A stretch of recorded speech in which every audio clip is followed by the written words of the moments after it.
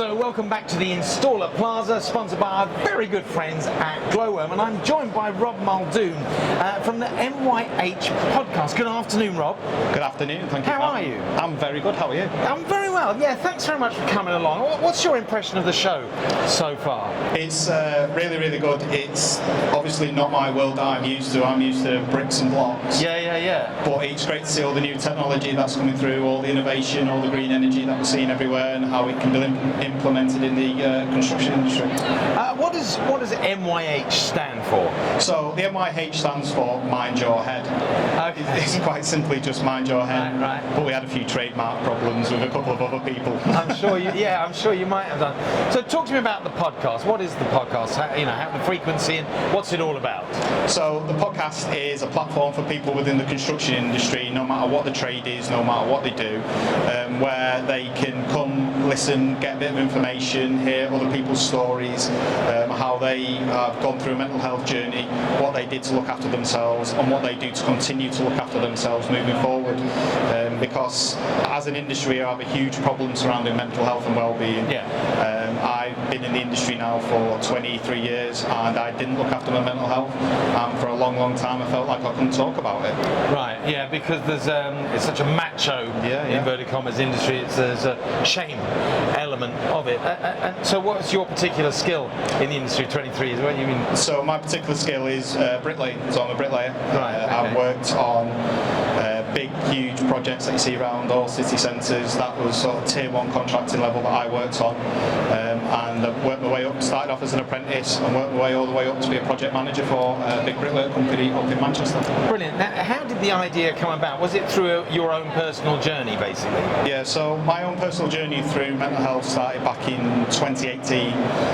Where I just absolutely exploded because I wasn't talking about what I was going through. Yeah. I felt like I couldn't talk about it, ashamed, all the usual stigma stuff that surrounds it. I got myself better, got myself back to work. I worked for a phenomenal company that looked after me and supported me. And I was sat one day because it was raining and all the lads had gone away. And I thought there has got to be a better way of getting this message out there. And my biggest problem was I wasn't talking about what I was going through. And a podcast is all about talking. So I thought, why not start a podcast about mental health in construction?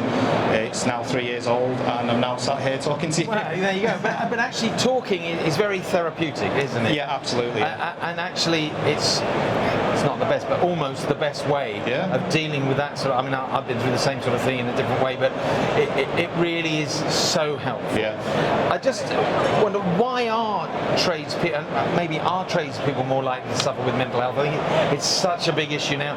I worked at Wasps Rugby Club. There was a player there who came out and saying he had mental health, contemplated suicide. 4 of the boys stopped him. Thank you. We're just on camera at the moment. That's all right. That's okay. Thank you for that. And he contemplated suicide because of the pressure to perform each week and getting dropped and so on and so forth. So it's across a lot of industries. Why is it so prevalent now, do you think? I think it's coming to the forefront of people's minds more now because more people are talking about it. I think it's always been there. It's always been a problem. You talk about the rugby connection that you have, and there's a huge connection between rugby and construction as well.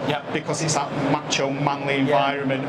You can't be seen to be weak. Exactly. And it's a perception of weakness. And that's it. And that was my biggest problem. I didn't want other people to think that I couldn't do my job because I couldn't look after my own mental health. And ironically, it takes a strong person to come out and admit that they've got an issue with it and cry for help, because that's what it is. And what do you think, aside from speaking maybe, what can people do to manage it? My wife's a psychologist, by the way. I think I'm a psychotherapist. I think I'm a bit of a case study for it in many ways. But I mean, talking is so good, isn't it? But what else is there? What other? For me, it's important to set boundaries for myself. Right. Okay. Understanding what I'm capable of, what I'm capable of doing in the daytime, learning to say no in the correct way instead of just turning around and saying no to somebody saying, absolutely, I can do that bit of work for you, but at this moment in time, I don't have the capability. Can we do it at this date? Because I think no matter what your trade is, where especially people in the domestic market, they're getting people ringing up and saying, can you quote this? Can you fit it in? Can you do this? Can you do that? And because we all feel like, well, we might not have any work in a couple of weeks' time, we have to get in or make hay while the sun shines. But in reality, you can be destroying yourself without even realising it. And it's look, it's a well-worn phrase, but it's okay to not be okay. Absolutely, yeah. And that's one of the things I think, possibly one of the biggest hurdles on the journey that people are going through. So, what are your plans for that? First of all, where can people reach the podcast? Where can they download it? So you can watch it across YouTube, or you can download it on all major podcast platforms. If you just search the MYHP Podcast, it'll pop It's up. MYHP or MYH Podcast? MYHP Podcast. Okay, so what are your plans for the podcast? Do you see this growing? And I think because I had so many years as being a project manager and I had to plan and live so far in the future, I was very much, I am not going to make any plans. But I do have a plan to obviously grow the podcast, raise the awareness, help people within the industry understand that there is help out there. It's okay to ask for that help and where to get that help. I go around doing talks on sites, both big, small and everything else in between. I'd like to grow that. I'd like to grow a base where people could come to, get a bit of therapeutic support, have a bit of a break from the industry. I live on the edge of the Peak District, so take advantage of that, get out and get in the nature and all that. And actually that's become a big thing, hasn't it? And well-being, my wife's running a residential course at the moment, which is all about that, about getting in touch with nature, get outside, enjoy that, because this is important, but actually there's far more important things. And how are you right now? If I was to scale myself 1 to 10, 1 being suicidal, 10 being amazing, I'm probably sat at a good 7, nearly 8. I've been out on the tour for 12 solid weeks. I am up and down the country, although I'm here today. I was in Durham yesterday, I'm in Colchester tomorrow. I'm very tired, but I'm enjoying myself. Yeah. I'm enjoying what I'm doing. It's my therapy. I actually I'm just going to say, is it? Yeah. It's very cathartic for me coming and doing this, and hopefully there'll be somebody in the audience somewhere that could overhear what we're talking about, and it might twig something in their mind to think, you know what, I felt like that, or I'm feeling like that, and if Rob can stand up here or sit up here and talk about it, so can I. So did you have Rob, an alter ego persona who put out the brave face all the time? So I had a huge breakdown on a project I was working on in Liverpool. We were building some student accommodation. I'd been away for the weekend. I'd absolutely lost it, but I still turned up to work on the Monday morning. I still showed my face, and I still got everybody else out on site working. And then once they were all safe, they were all earning money, I went out to the car park and I broke down. I couldn't do it anymore. Like I said, luckily I had a good boss that came and looked after me and took me away, had the time off.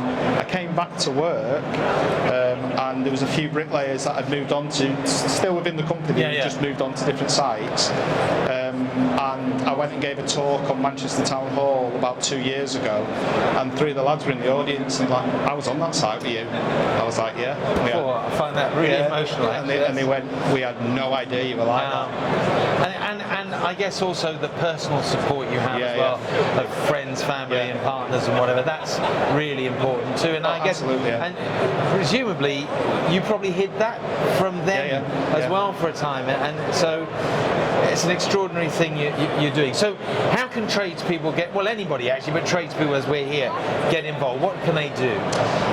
They can come and get involved, come and have a chat with us, come listen to the episodes. You can find us on all social media channels as well. If they do need help and support, I can sort that out for them. They can reach out to us, and I can arrange all that support through a charity called the Lighthouse Club. And clearly it's confidential. Absolutely. It's, even when we go and do the talks out on site, if senior management or anybody comes up and chats to us saying, oh, I seen you talking to somebody, what were you talking about? I'm like, I'm sorry, I'm not going to tell you. And even if they speak to the charity direct, they'll never ever tell them. And presumably if a company wants you to come in and talk to a group of people, that's absolutely fine too, just on the topic. Absolutely. You can come on and talk. It takes about an hour. You get a bit more of my backstory about what I went through and what I'm up to now and how I look after myself. Brilliant. Rob, look, it's a genuine privilege to meet you, and I'm so pleased your journey is going so well, and long may that continue. Thank you so much for joining us today. Really lovely to have Rob here and hear his story, and just how inspirational that is. And the MYH Podcast, you can find it on all the good podcast downloadable places. Platforms, that's the way. I'm so old. Platforms, also on YouTube as well as MYH Podcast. Absolutely, yeah. Brilliant. Just, he's such a lovely bloke. He deserves to be followed a little bit, and if you've got an issue, then talk to him. And as I said, it's confidential. Okay, in a couple of moments I'm going to be talking to John